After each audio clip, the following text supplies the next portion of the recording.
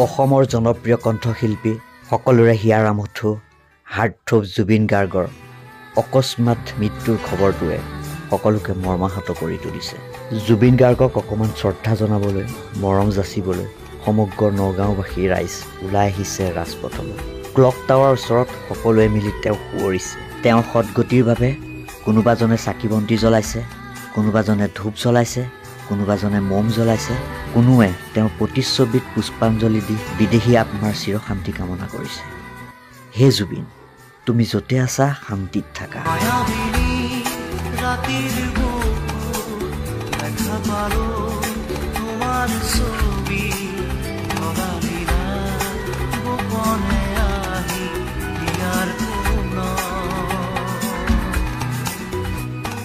কোনোৱে যদি গান গাইছে, কোনোৱে আকৌ সমদল উলিয়াইছে, কোনোবাজনে জুবিনদাৰ ছবিকে আঁকি এনেকৈয়ে মাথো সান্তনা লৈছে।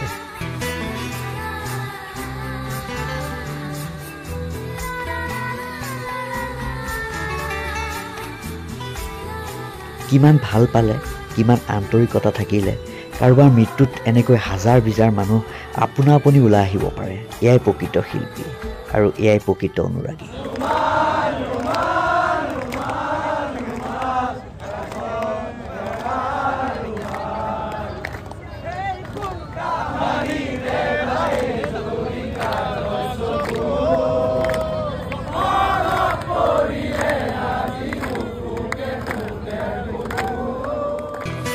আমাৰ হিয়াৰ আমঠু চিৰসেউজ মানুহজন গ'লগৈ, কাহানিও ঘূৰি নহয় এটি বাটেৰে। সমগ্ৰ অসমীয়া জাতিটোক, অসমবাসীক তেওঁ কালৰ জীয়ৰী গীতবোৰেই বান্ধি ৰাখিব একতাৰ দোলেৰে।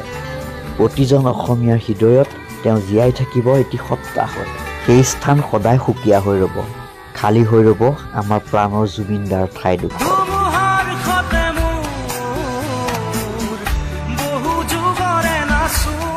জুবিনদাৰ অবিহনে বিহু মঞ্চবোৰ নিঃসম হৈ পৰিব। আমাৰ নগাঁৱৰ নেহৰুবালিত বসন্ত উৎসৱত মায়াবিনী ৰাতিৰ বুকুত গাবলৈ কেতিয়াও নাহে।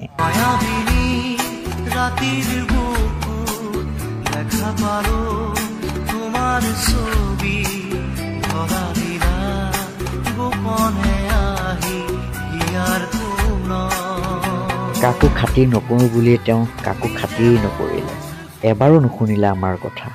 আজি চাগে নিয়তি হতভম্ব, এজনৰ কাৰণে হাজাৰজনৰ হিয়া আজি মৃত্যু হৈছে। আজি সকলোৱে উচুপিছে, অসমে কান্দিছে, হাজাৰ জনসমাজে ভগৱানক কাকুতি কৰিছে। নিজৰ পিতৃ মাতৃ ভাতৃ ভগ্নীক হেৰুৱাই নিজৰ সান্তনা দিয়াজনেও আজি আকৌ অশান্ত মনে ছটফট কৰি আছে। ৰাতেৰ বুকুত দেখা পালো তোমাৰ ছবি